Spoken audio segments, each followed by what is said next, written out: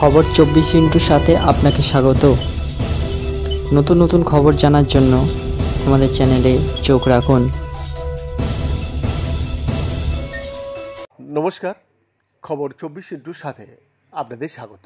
অবৈধভাবে অনুপ্রবেশের অভিযোগে এক বাংলাদেশি নাগরিককে গ্রেপ্তার করল বর্ডার সিকিউরিটি ফোর্স।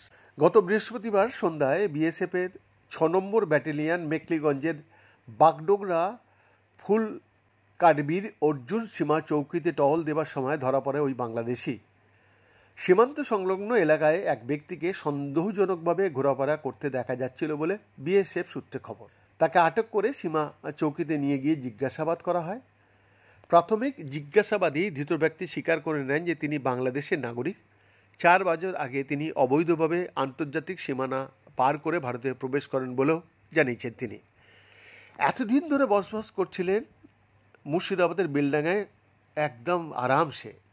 এদেশে এসে আধার কার্ড, প্যান কার্ড থেকে ব্যাংকের পাসবই, একাধিক ভারতীয় পরিচয়পত্র তৈরি করে ফেলেছিলেন তিনি।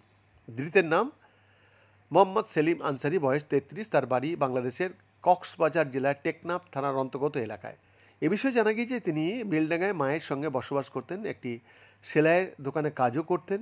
পরে স্থানীয় এক মাদ্রাসায় পড়াশোনা করে তিনি মকরামপুর দক্ষিণপাড়া মসজিদের ইমাম হিসাবে নিযুক্ত হন। একই সঙ্গে একটি স্থানীয় মাদ্রাসায় শিক্ষকতাও শুরু করেছিলেন এই ব্যক্তি।